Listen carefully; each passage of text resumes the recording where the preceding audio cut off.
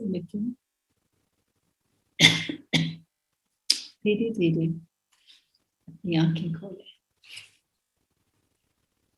जैसे मैंने कहा था कि आज के हमारे सत्संग का विषय है बाबा जी, क्रिया योग व जीसस क्राइस्ट।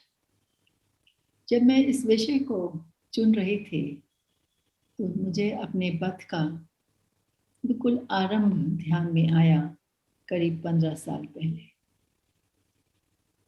आज अप्रैल 4 है और एक बड़ा पर्व होता है जिसे ईस्टर कहते हैं, उसके बारे में मैं आपको भी बताऊंगी, मनाया जा रहा है।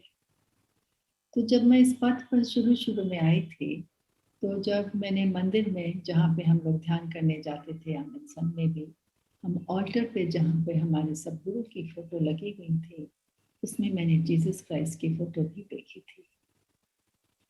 तो उस समय मैं समझ नहीं पाई कि सबके साथ में जीसस क्राइस्ट की फोटो क्यों है।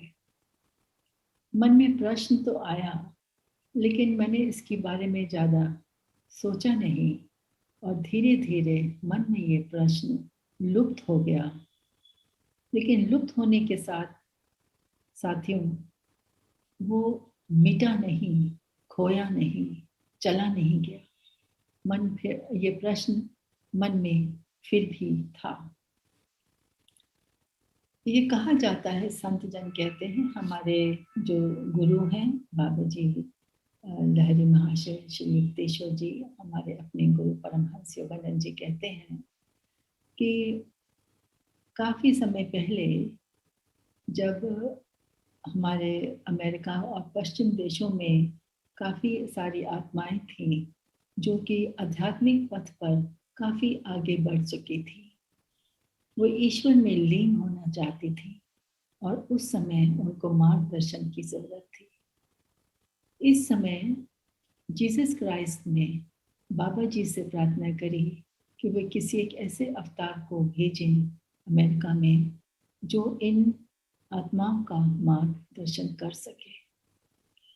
जीसस क्राइस्ट ने बाबा जी से क्यों कहा, बाबा जी ने उनकी बात क्यों मानी?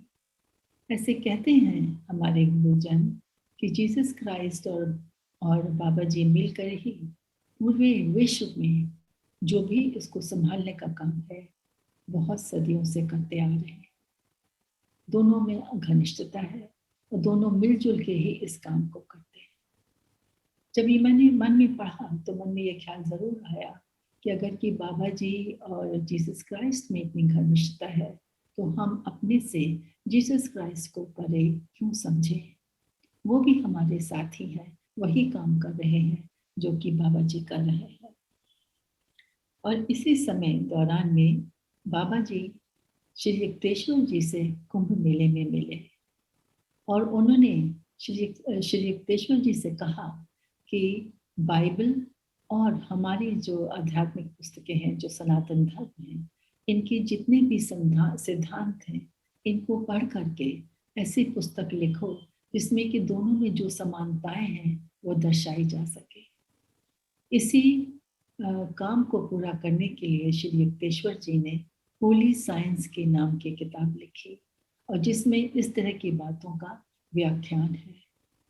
तो हमारे दोनों धर्मों में कि जो एक नींव है, उस नींव में मित्रों बहुत सारी समानताएं हैं। हमें अपने से उनको बहुत भिन्न नहीं समझा सकते, क्योंकि उन जो सिद्धांत वो हैं वो काफ़ी एक से हैं, उनका एक्सप्रेशन, उनको करने का तरीका अलग अलग होता है, लेकिन सिद्धांत वही है। इस चीज़ को मुझे समझने में कुछ समय लगा, लेकिन समझ में आई ये बात। इसी बात में जब ये सब चीज़ें पुस्तक लिखने की बात चल रही थी, उसी समय स्वामी हमारे गुरु परमहंस योगानंद जी जो सखत में रांची में थे, उनको एक रात में स्वप्न आया जिसमें कि उन्होंने देखा उनके सामने, आंखों के सामने बहुत सारे विदेशी चेहरे घूम रहे थे और उनको देख करके मन में ये भी आभास हुआ कि मेरा इन आत्माओं से बहुत पूर्व जन्मों का संबंध है। मैं इनको देख रहा हूँ, मुझको पहचानने में समय लग रहा है, लेकिन मेरी इन आत्माओं से घनिष्ठता है, इनसे मेरा संबंध है। धीरे धीरे सोचने के बाद में उनको महसूस हुआ कि जो आत्माएं थी ये एक अमेरिका देश की तरफ की थी, और उनको ये भी आभास हुआ कि आत्माएं उनको वहाँ बुला रही हैं। तब उस समय उन्होंने रांची को छोड़ करके वो वापस आ गए कलकत्ता में अपने गुरु के पास में। और उसी समय उनको एक जो बहुत बड़ी कॉन्फ्रेंस होने वाली थी अमेरिका में, सब धर्मों के बारे में उसका उनको निमंत्रण मिला। और उनके गुरु ने उनको बहुत प्रेरित करा, श्री युक्तेश्वर जी ने, को उनको इस कॉन्फ्रेंस में ज़रूर जाना चाहिए और हमारे सनातन धर्म, हिंदू धर्म और क्रिया योग के बारे में सबको वहाँ पे परिचित कराना चाहिए। तो देखिए इस तरह की 3 चीज़ें हुई। एक तो होली साइंस की किताब लिखी गई, बाबा जी से श्री जीसस क्राइस्ट ने विनती करी कि किसी को भेजें, और उसी समय श्री परमहंस योगानंद जी को सपना भी आया कि वहाँ की आत्माएं उनको बुला रही है। इस तरह से हमारे गुरु परमहंस योगानंद जी ने प्रस्थान किया अमेरिका के लिए। परमहंस योगानंद जी ने जो जीसस क्राइस्ट को और जो क्रिश्चियन धर्म के बहुत सारे त्योहार थे उनको बहुत सम्मान दिया। उन्होंने क्रिसमस को और ईस्टर जो कि आज है उसको सम्मान दिया। उन्होंने दिवाली और होली, हमारे जो शिवरात्रि, जन्माष्टमी, इन त्योहारों के साथ में उनको भी सम्मान दिया। तो जब हमारे गुरु ने सम्मान दिया है तो हमें भी अपने मन में इन धर्मों की इन चीज़ों को सम्मान देना चाहिए। तो क्योंकि आज ईस्टर का त्योहार है तो फिर मेरे मन में ये भी ख्याल आया कि चलिए आपके साथ में ईस्टर क्या होता है, इसको क्यों मनाते हैं, इसके बारे में संक्षेप में आपके साथ में मैं साझा करती हूँ। तो ये कहा जाता है कि जब जीसस क्राइस्ट को सूली पर चढ़ा दिया गया था, उन्हीं के कुछ जो भक्त थे उन्होंने उनको सूली पर चढ़ाया। उनको तो उस समय जब उनको सूली पर चढ़ाया गया तो 3 दिन के बाद में उनका जीसस क्राइस्ट का फिर से पुनर्जीवन हुआ। और इस पुनर्जीवन के कारण उसको बहुत अच्छी तरह से उसको धूमधाम से मनाया जाता है, जिसमें कि बहुत सारे बच्चे लोग मिल करके अंडों को अलग अलग रंगों से रंगते हैं और साथ में छोटे छोटे खरगोश भी रुई से बनाते हैं। अंडों और खरगोश का क्या तात्पर्य है यहाँ पर? क्योंकि अंडा और जो होता है एक नए जीवन की का संदेश है। अंडे से नया जन्म होता है मुर्गी का। तो अंडा जो होता है नए जीवन का प्रतीक है।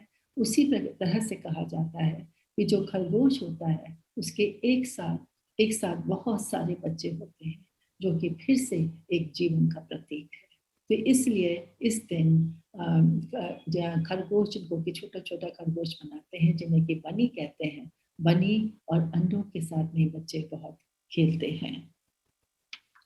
तो जैसे मैं आपसे मैंने कहा कि इस दिन जीसस क्राइस्ट का पुनर्जीवन हुआ था, तो इसको मैं और भी बताना चाहूँगी कि आपको याद होगा कि ऑटोबायोग्राफी ऑफ योगी में श्री परमहंस योगानंद जी ने बताया है कि जब उनके गुरु ने अपना शरीर छोड़ा था तो एक दिन वो अमेरिका जब वापस जाने से पहले एक होटल, रीजेंट होटल में बैठे हुए थे। मन उनका थोड़ा बोझिल था क्योंकि उन्हें अपने गुरु का बहुत ध्यान आ रहा था।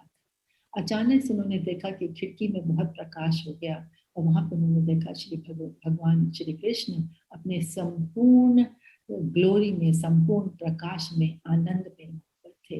तो जैसे ही उन्होंने देखा तो उनके दिल में बहुत शांति, बहुत आनंद हुआ और उनको ये भी महसूस हुआ कि श्री कृष्ण का आना जो है एक आगे आने वाली किसी आनंदमयी घटना का प्रतीक है।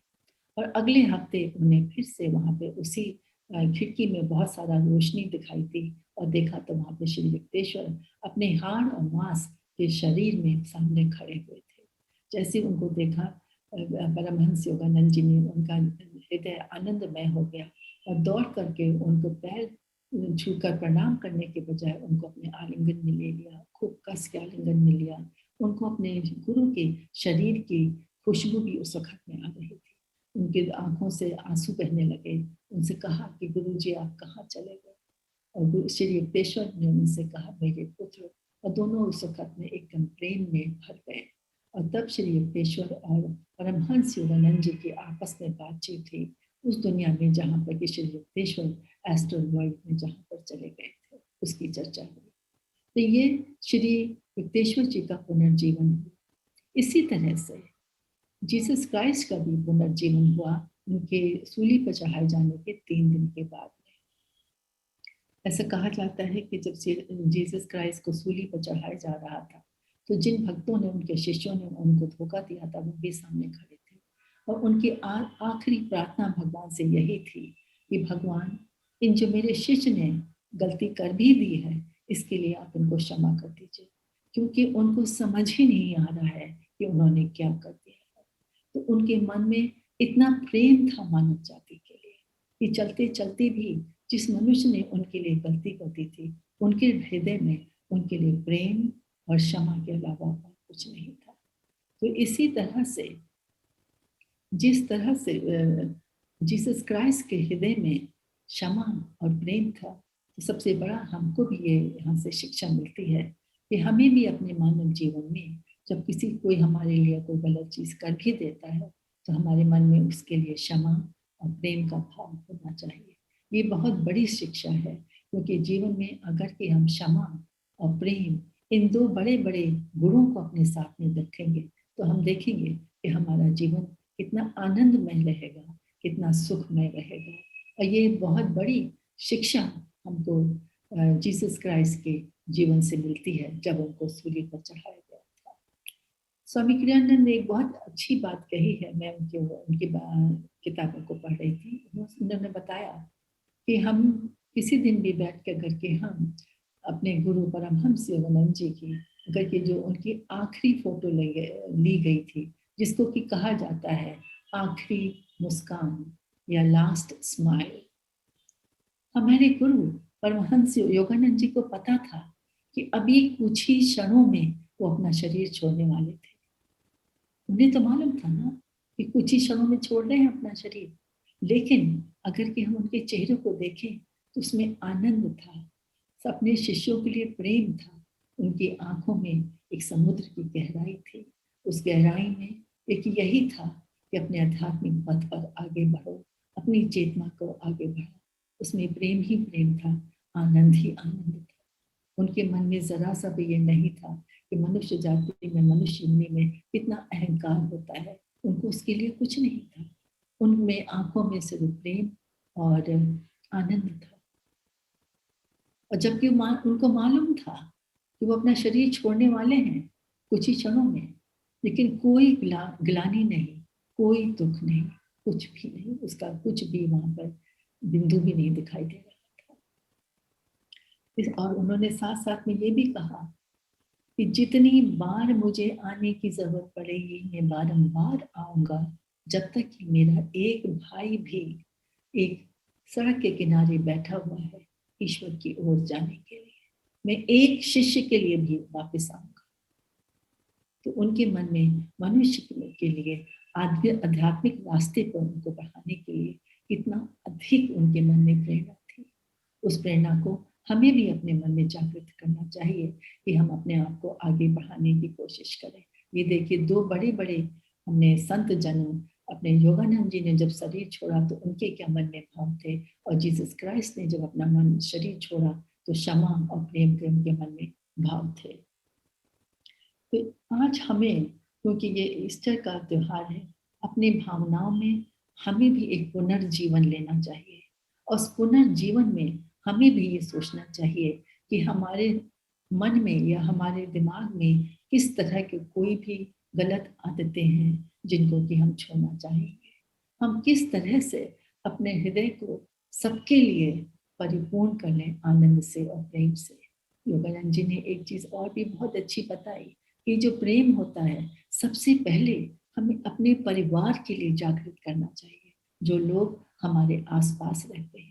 कभी कभी ज्यादातर ये कहा जाता है कि जो लोग परिवार के लोग एक साथ रहते हैं उन्हीं के रिश्तों में गड़बड़ हो जाती है, एक टेंशन हो जाता है। तो आज सोचें कि अगर कि हमारे परिवार में कहीं भी एक छोटी सी भी गांठ बनी हुई है तो उसको हम खोलते हैं। हम क्षमा करते हैं, हम क्षमा करते हैं। हमें दूसरों की तरफ से क्षमा आए या ना आए, वो क्षमा ना भी कर पाए तो भी हम उनको उस चीज के लिए क्षमा करते हैं। हमारे हृदय से सबके लिए एक आनंद का, प्रेम का स्रोत रहना चाहिए। कुछ लोग अगर कि हमें प्यार नहीं करते हैं, प्रेम से नहीं देखते हैं, तो हमें उनके लिए भी अपने हृदय में प्रेम की भावना रखनी चाहिए। ये आज के दिन का एक बहुत बहुत महत्वपूर्ण मैसेज है जो कि हमें समझना चाहिए।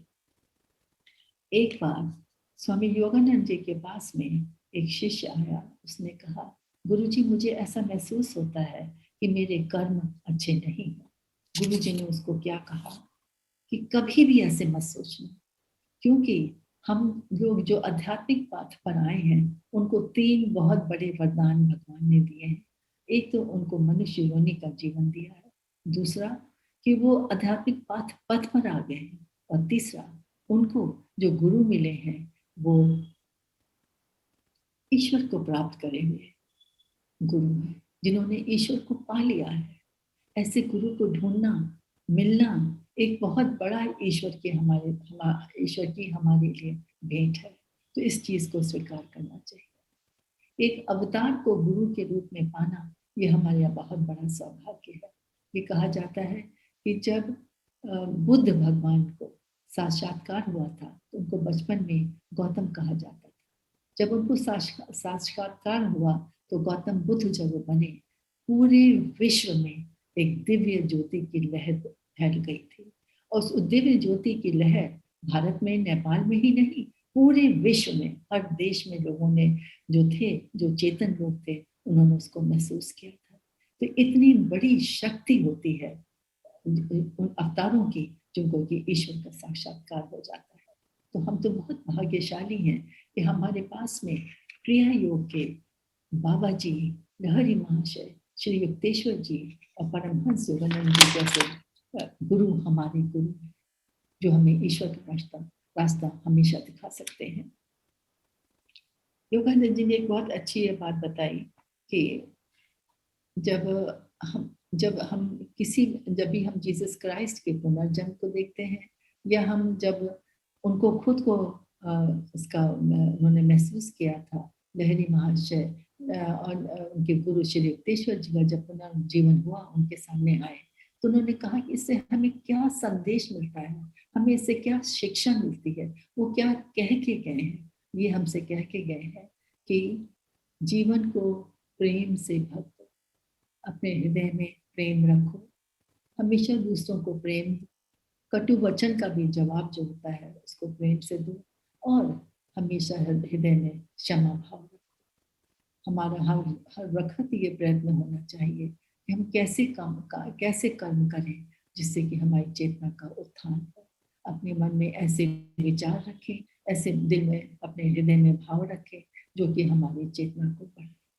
ये बहुत महत्वपूर्ण है हमको अपने अपने जीवन में आगे बढ़ने के लिए। ऐसा कहा जाता है कि यूरोप देश में जो लोग टर्मिनली इल थे, जो कि अपना शरीर के लिए उनको बीमारी ठीक नहीं हो सकती थी और उनकी मृत्यु होना ही थी, तो उनसे जब उनको थोड़ा आध्यात्मिक जीवन का जब उनको थोड़ा सा परिचय कराया गया, तो उनसे पूछा गया कि आपके जीवन में आप शरीर छोड़ने वाले हैं, आपको कैसा महसूस हो रहा है। ज्यादातर लोगों का यही जवाब आया कि हमको लगता है कि हमारे जीवन में कोई चीज रह गई जिसको कि हम पूरा नहीं कर पाए, कुछ इसमें समथिंग इज मिसिंग, कुछ रह गया। जैसे ही उनको आध्यात्मिक जीवन से परिचय कराया गया, थोड़ा सा आध्यात्मिक जीवन का उनको टेस्ट दिया गया, तो सबसे पहले उनका यही जवाब था कि हमारे जीवन में जो कमी रह गई थी वो आध्यात्मिकता थी। तो मित्रों, क्यों हम इंतजार करें कि जो जीवन छोड़ रहे थे उनका ये अनुभव हुआ। हम आध्यात्मिकता, ईश्वर के प्रति प्रेम और अपने आध्यात्मिक रास्ते पे बढ़ने के लिए, चेतना बढ़ाने के लिए आज ही से, इसी समय से क्यों न प्रयत्न करें। ईस्टर का पर्व है आज, और इस दिन ये बहुत अच्छा, बहुत शुभ दिन है कि हम इसमें अपनी चेतना को, अपने प्रेम को, क्षमा भाव को आगे आगे